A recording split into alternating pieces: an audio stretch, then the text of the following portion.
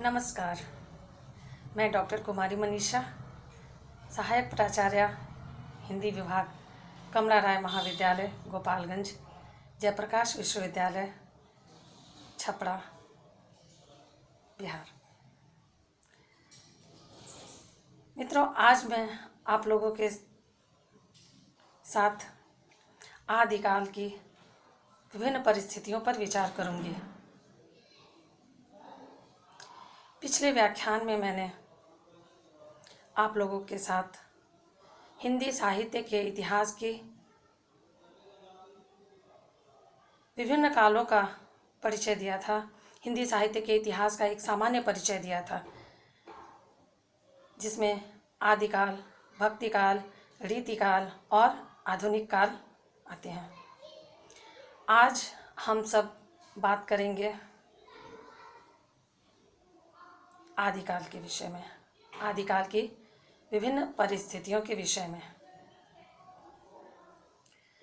कोई भी रचना अपने युग और परिस्थिति से प्रभावित होती है।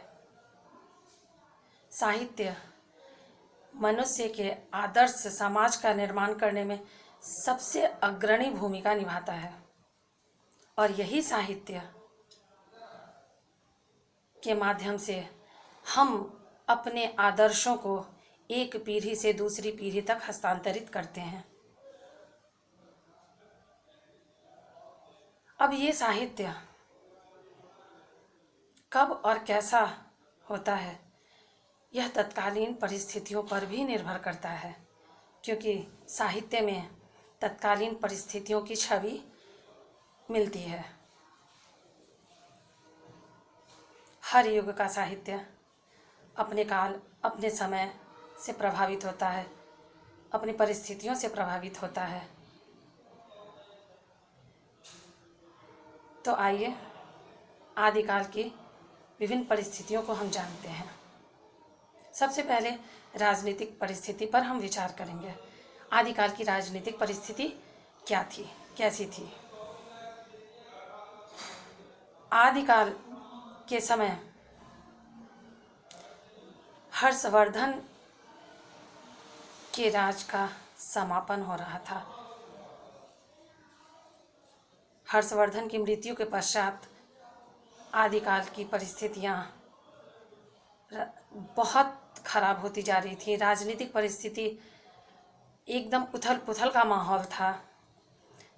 तत्कालीन समय के राजा अपने राज का विस्तार करने के लिए छोटी छोटी चीज़ों को लेकर के आपस में युद्ध किया करते थे, और छोटे छोटे राज्यों को प्राप्त कर वहाँ के स्वामी बन बैठते थे। शक्तिशाली केंद्रीय सत्ता का अभाव था। राज्य छोटे छोटे जनपदों में बंटता जा रहा था, टूटता जा रहा था, टुकड़े टुकड़े हुए जा रहे थे भारत देश के। हम बचपन से ही यह कहानी पढ़ते हैं, सुनते आ रहे हैं कि जब 10 लकड़ियों का गट्ठर अगर बांध दिया जाए तो उस गट्ठर को तोड़ना मुश्किल होता है, लेकिन उसी गट्ठर को खोलकर उन सारी 10 लकड़ियों को अलग अलग कर दिया जाए तो एक एक करके सारी लकड़ियों को हम तोड़ सकते हैं। तो ठीक ऐसी ही स्थिति हो गई थी हमारे देश के राजनीति की, जहां राजा अपने स्वार्थवश अपना साम्राज्य विस्तार करने के लिए छोटे छोटे जनपदों में बंटते जा रहे थे, जिसके फलस्वरूप भारत पर यवनों, मुगलों का आक्रमण हुआ और धीरे धीरे कर इन राजाओं की सत्ता समाप्त हो गई और मुगल साम्राज्य स्थापित हो गया। अब हम देखते हैं कि सामाजिक परिस्थिति क्या थी। समाज, मनुष्य की जीवन शैली इसी समाज में होकर रहती है। समाज में किस तरह के विचार का प्रचलन बढ़ रहा था, ये समाज सामाजिक रूढ़ियों से, परंपराओं से ग्रसित होता जा रहा था। आडंबर, अंधविश्वास धीरे धीरे अपनी जड़ें फैला रहा था।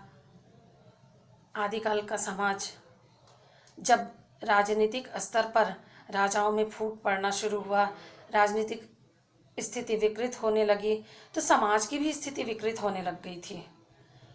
जनता में सामंजस्य नहीं हो पा रहा था। नारियों की स्थिति भी बहुत दयनीय थी। राजा सुंदर कन्याओं से विवाह करने हेतु भी युद्ध किया करते थे आदिकाल में। तो ऐसी परिस्थिति में नारियों की स्थिति बहुत ही शोचनीय हो गई थी, दयनीय कहा जा सकता है इसे। किसी वस्तु को प्राप्त करने की तरह स्त्री को प्राप्त करने के लिए युद्ध करना, यह कहाँ तक लाजमी है।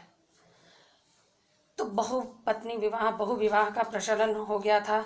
रूढ़ियाँ अपनी जड़ें फैला रही थी। इस तरह सामाजिक स्थिति राजाओं के इच्छानुसार चल रही थी, सामंती इच्छानुसार चल रही थी। तो सामंती युग का एक तरह से कहें वह सामंती युग था। अब हम बात करते हैं धार्मिक स्थिति पर। जब अज्ञानता, अंधविश्वास, ये सारी चीज़ें, भ्रम, ये सारी चीज़ें विकसित होने लगे, तो धर्म के नाम पर लोग उस चीज़ों को बढ़ावा देने लगते हैं, धर्म का आश्रय ग्रहण करते हैं। अंधविश्वास, आडंबर, जैन और शैव दो तरह के मत थे। धर्म के नाम पर जैन और शैव धर्म दोनों में आपस में टकराव होता रहता था। धीरे धीरे शैव धर्म का प्रभाव ज़्यादा बढ़ गया और जैन धर्म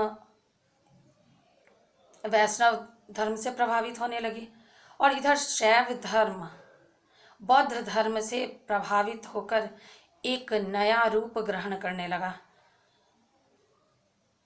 और ठीक इसी समय नाथ संप्रदाय का उदय होता है।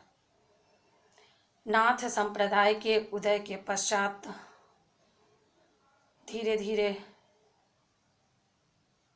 स्थिति और भी खराब होने लगी। अनैतिकता, बाह्याडंबर, व्यभिचार, इन सब को प्रश्रय मिलना शुरू हो गया। तो ये तो थी आदिकाल की सांस्कृतिक धार्मिक परिस्थिति। अब हम सांस्कृतिक परिस्थिति के विषय में विचार करेंगे। धर्म के नाम पर आडंबर